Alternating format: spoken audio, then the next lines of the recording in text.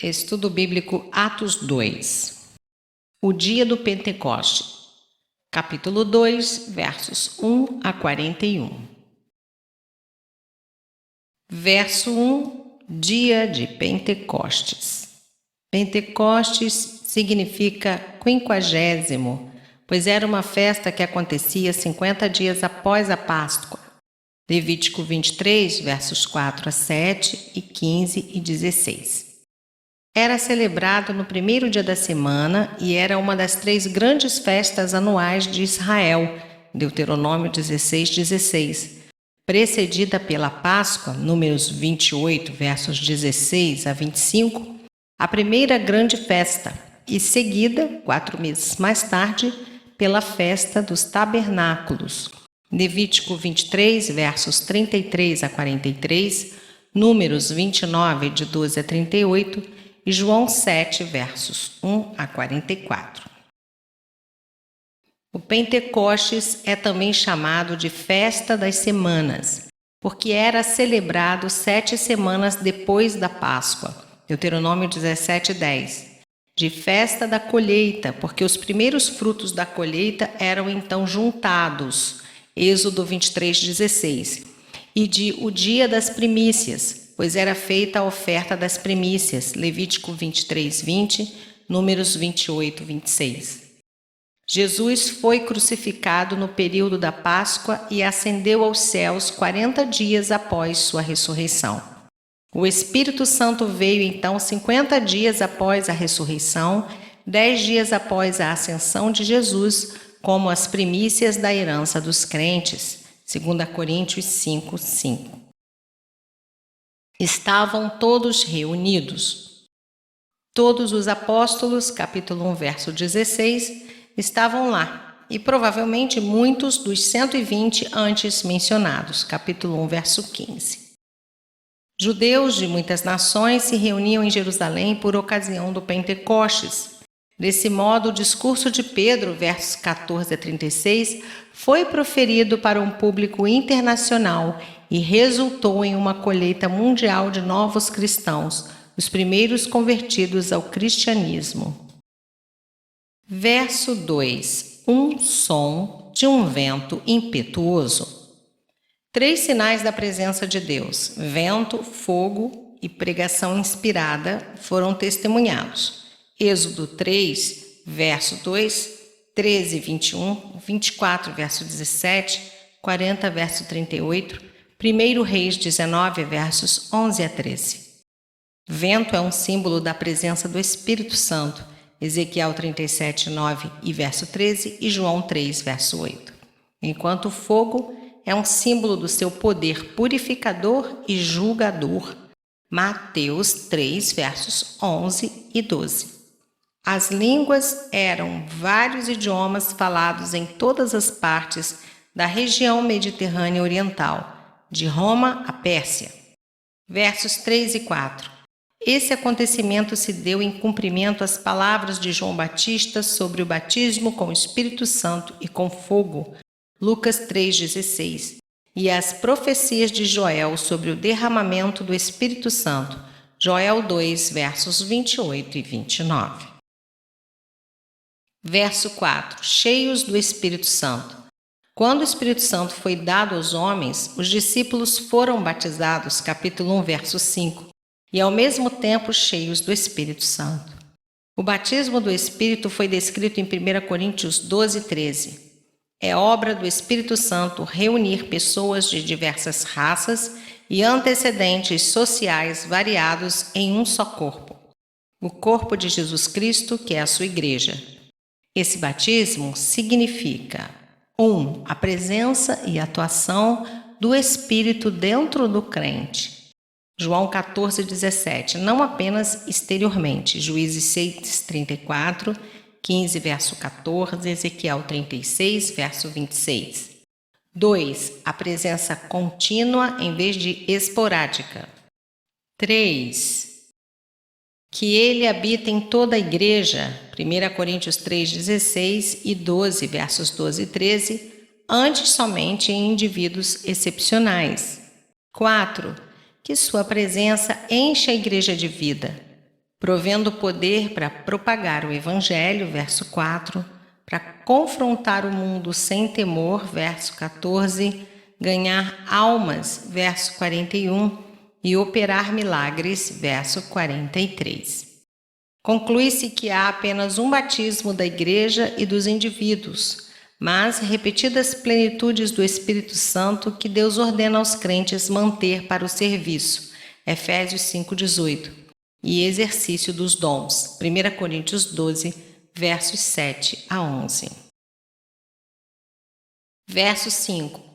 Judeus, homens piedosos. Ver capítulo 8, verso 2, 22, verso 12 e Lucas 2, 25. Provavelmente, a maior parte destes estivesse visitando Jerusalém para o Pentecostes, como parte da observância do calendário religioso judeu. Versos 6 a 8. Aquelas pessoas literalmente falaram em outras línguas quando o Espírito as capacitou para isto. Um milagre que atraiu a atenção da multidão de estrangeiros que se encontrava na cidade para a festa. Todas as nacionalidades representadas reconheceram seus idiomas sendo falados. Os visitantes de Jerusalém ficaram surpresos ao ouvir os apóstolos e os outros cristãos falarem em idiomas diferentes dos seus, línguas pertinentes a outras nacionalidades. Deus opera todos os tipos de milagres para que as boas novas sejam divulgadas. Versos 9 a 11. A lista das pessoas de 15 nações começa com o leste, partos, medos e elamitas e os naturais da Mesopotâmia, onde judeus haviam sido levados cativos para a Síria e Babilônia. A lista prossegue em direção oeste para a Judéia e daí ao norte para a Ásia Menor, Capadócia, Ponto, Ásia, Frígia e Panfilha, daí para o norte da África, Egito, regiões da Líbia nas imediações de Cirene e então para Roma. Finalmente, a lista inclui 2 lugares bem separados, Creta e Arábia. Tais lugares são mencionados porque os antepassados desses judeus que vieram para a festa de Jerusalém haviam se dispersado para outras partes do mundo quando foram levados cativos ou quando fugiram de perseguições. Versos 14 a 40. Depois da vinda do Espírito Santo, o primeiro acontecimento importante na história da Igreja foi o sermão de Pedro, que resultou em 3.000 conversões e estabeleceu a Igreja, versos 41 a 47. Verso 14. Com os 11. O número dos apóstolos incluía o recém-nomeado Matias, que substituiu Judas Iscariotes, capítulo 1, versos 23 a 26. Versos 17 a 21. A citação do texto grego do Antigo Testamento, Joel 2, 28 a 32 e 3, versos 1 a 5. O fato do Pedro usar as palavras "nos últimos dias" torna explícito que Joel está se referindo aos últimos tempos prometidos por Deus. Isaías 2, 2, Oséias 3, 5, Miqueias 4:1, 1 Timóteo 4:1, 2 Timóteo 3:1, 1 Pedro 1:20 e 1 João 2:18. Pedro interpreta as palavras de Joel como referentes à nova aliança em contraste com os dias antigos da velha aliança. Hebreus 8, verso 7 e 9, verso 1. Portanto, os últimos dias incluem todos os dias entre a primeira e a segunda vinda de Cristo. É outro modo de dizer de agora em diante. O grande e glorioso dia do Senhor, verso 20, inclui toda a era cristã. Até Moisés ansiava pelo dia em que o Senhor derramaria sobre todas as pessoas o seu Espírito. Números 11, 29. No Pentecostes, o Espírito Santo foi enviado a todos, homens, mulheres, escravos, judeus e gentios. Agora, cada um de nós pode ser cheio com o Espírito Santo. Esta era uma ideia revolucionária para os judeus do primeiro século. Versos 22 a 36. Aqui está o corpo principal do sermão de Pedro, no qual ele apresentou e defendeu Jesus Cristo como o Messias de Israel. Verso 22. Jesus, o Nazareno. Nome humilde que muitas vezes identificou o Senhor durante o seu ministério terreno. Mateus 21:11, Marcos 10:47, João 18, verso 5. Título usado por Lucas em várias passagens. Capítulo 6, verso 14, 10:38, 22:8, 26:9, Lucas 18:37 e 24:19. No seu sermão, Pedro enfatiza importantes fatos sobre Jesus. Sua morte, verso 23, sua ressurreição corpórea, versos 24 a 32, sua exaltação, verso 33, sua coroação, versos 34 a 36, e a vitória na sua segunda vinda, verso 35. Aprovado por Deus diante de vós com milagres, prodígios e sinais. Embora ter vindo de Nazaré fosse uma pedra de tropeço, João 1,46, mediante uma variedade de meios e obras sobrenaturais, confirmação de milagres, Deus demonstrou amplamente que Jesus era o Messias.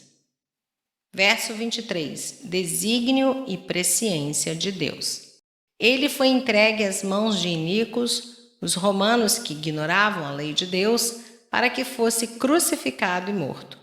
Apesar de que nem romanos, nem judeus foram absolvidos da culpa.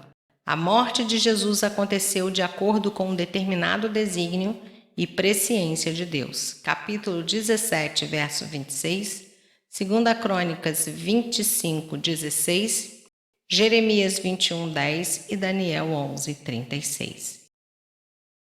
Deus ordenou a morte de seu filho, mas os executores imediatos levam a culpa por crucificarem Jesus. Capítulo 13, versos 17 e 18, 4, versos 27 a 28 e 13, verso 27.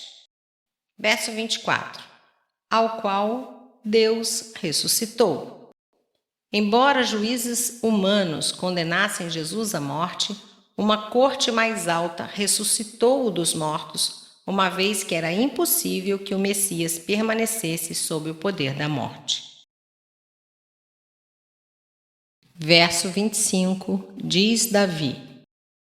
No Salmo 16, Davi está em primeiro lugar falando de sua própria experiência e sofrimento humano. Mas nos versos citados aqui, ele está em última análise falando sobre Jesus, o Santo de Deus, cujo corpo não viu corrupção, verso 27. Apesar do salmo estar na primeira pessoa, é profético, ver verso 30, pois refere-se ao Messias que ressuscitaria. A ênfase recaiu sobre o corpo de Jesus, que não foi deixado para apodrecer na sepultura, mas de fato foi ressuscitado e glorificado. Verso 33, exaltado à destra de Deus. O plano de Deus foi além da ressurreição de seu Filho, que deve ser exaltado à posição que ele ocupava com o Pai desde a eternidade. João 17, verso 5. Tendo recebido do Pai, Espírito Santo derramou. A doutrina da Trindade está implícita.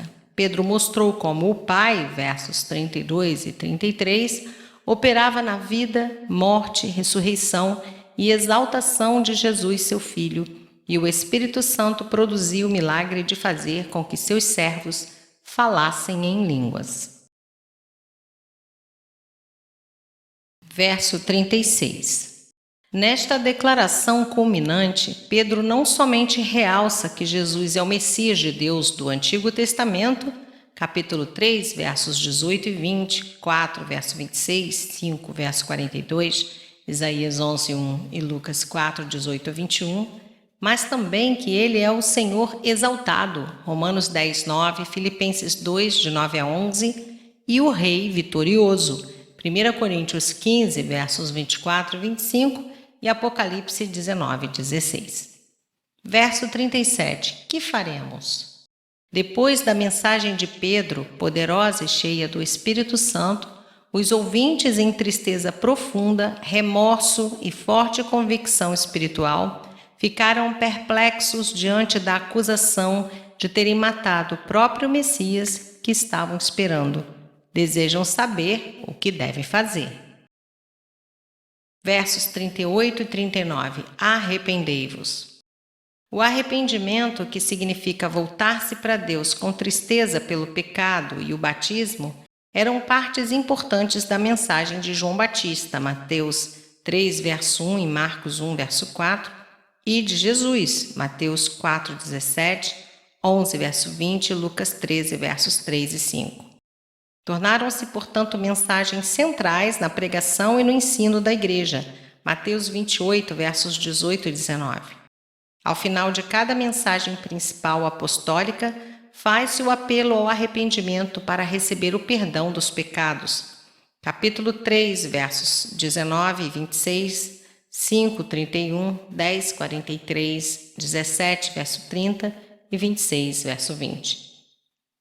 Implica numa mudança de pensamento radical, metanoia, que surge de convicção de pecado. Em nome de Jesus Cristo, a profissão pública de fé no batismo e invocação do nome de Cristo foram a base de recepção na Igreja, capítulo 2, verso 21, Romanos 10, 13.